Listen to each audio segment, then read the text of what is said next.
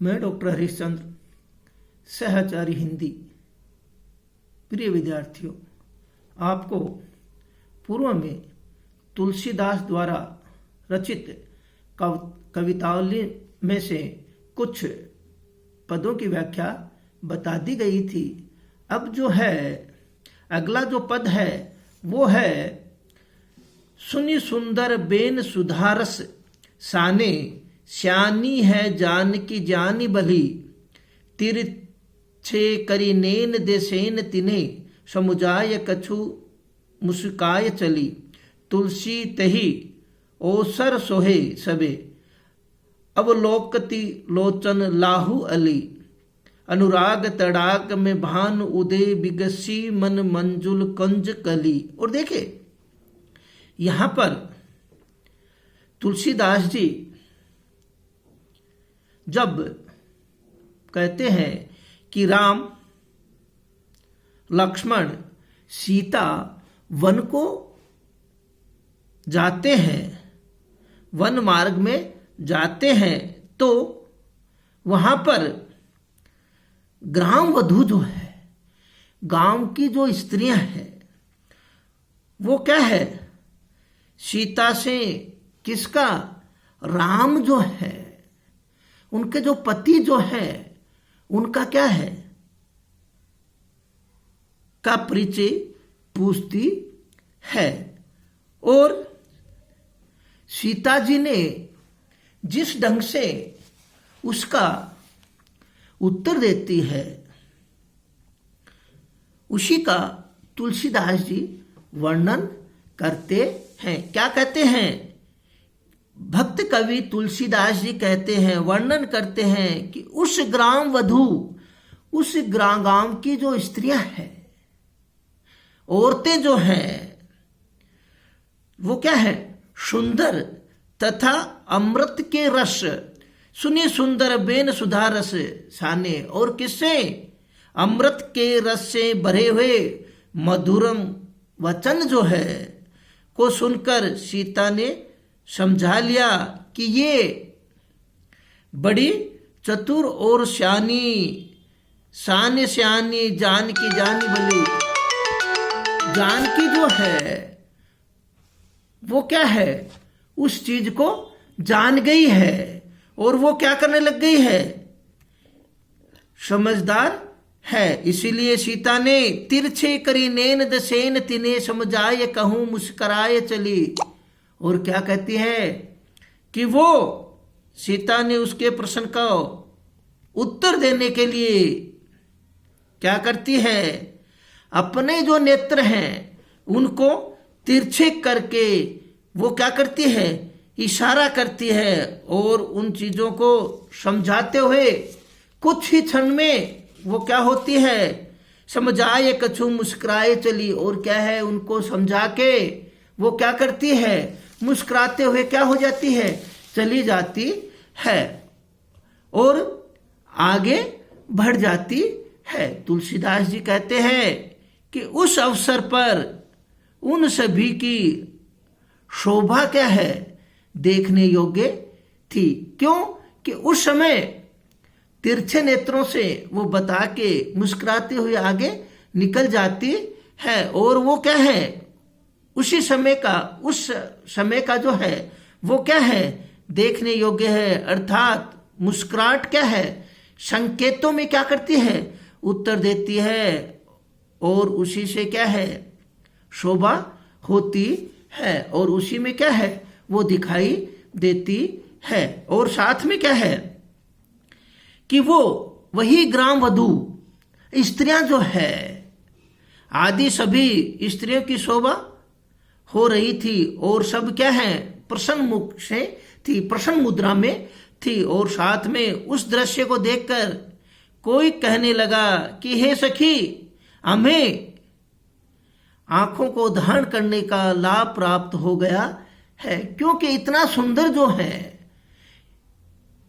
वो क्या है, हमारे आंखों में क्या हो गए हैं, बस गए हैं, उसका हमें क्या हो गया है, लाभ प्राप्त हो गया है। और उसी के कारण उस दृश्य से मानो प्रेम सरोवर जो है वो क्या है, सूर्य के उदय होने पर सुंदर कमल को क्या है, दिखाई देता है, अच्छा लगता है, प्रफुल्ल होता है, प्रसन्न होता है। अर्थात सीता तथा ग्राम वधुओं के मुख कमल अति प्रसन्न एवं प्रेम पूर्वक है। इसी के कारण क्या है कि उनकी जो सुंदरता है वो क्या है, दिखाई देती है। इसी के कारण वो क्या है, अनुराग तड़ाक में भानु। और क्या कहते हैं कि वो जो सूर्य है उनका जो अनुराग है, उनका जो प्रफुल्लित है, उसके कारण वो एकदम क्या होते हैं, ग्राम वधुओं का जो मुख है वो कैसा है, प्रसन्नचित है, प्रसन्न है, प्रेरक है और क्या है, खिला हुआ है। तो यहां पर क्या है कि वो संकेतों में क्या है, प्रश्नों को क्या करते हैं, उत्तर देते हैं। और उसी के कारण वो अपने पति का नाम आदि न कहने पर भारतीय नारी का क्या है, प्रश्न जो है, भारतीय नारी का जो संकेत जो है, आदर्श जो है, वो भी क्या करती है, प्रस्तुत करती है। अगला जो है, कोशी 10 कंद तबे प्रलय प्रयोद बोले, रावण राज ही धाय आए जुति जोरी के, कहो लंकपति लंक भरत बुलाव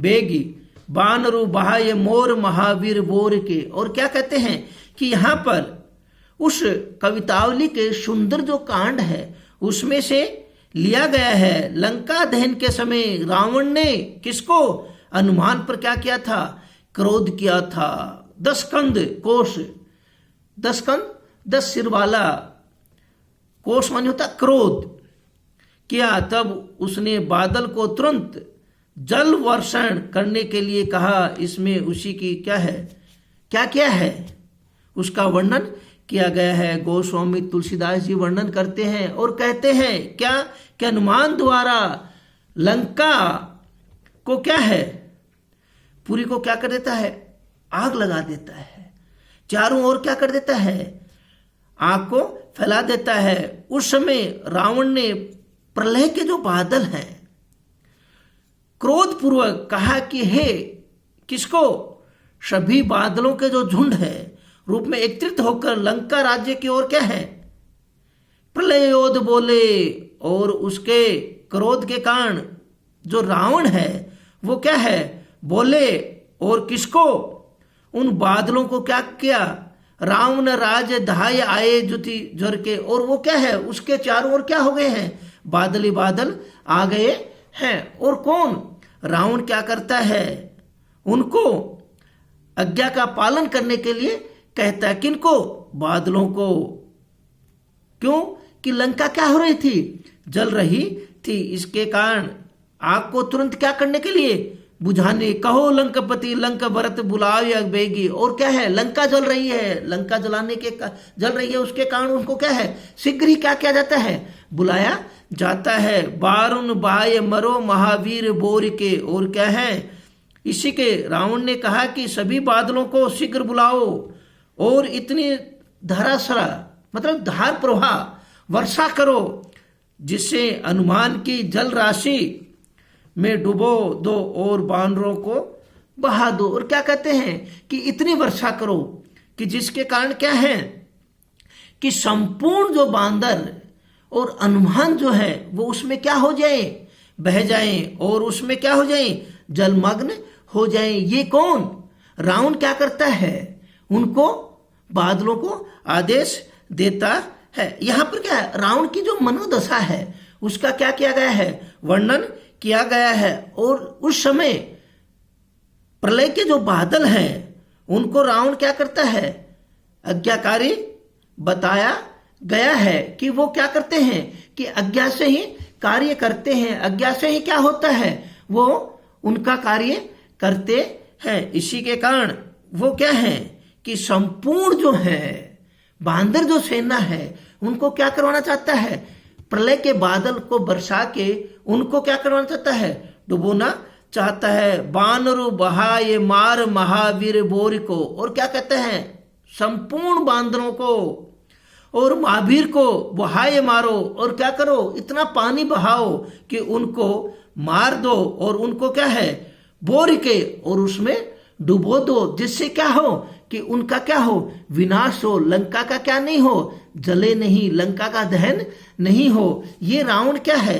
कि कहता है, और रावण उन बादलों को आज्ञा देता है। तो यहां पर क्या है, पहले में तो सीता का जो नेत्रों से वर्णन जो है और ग्रामवधुओं की जो चतुराई है उसका वर्णन किया गया है। यहां पर रावण का जो आज्ञा है उसका वर्णन किया गया है। अगला जो पद है वो आपको कल बताया जाएगा। जय हिंद।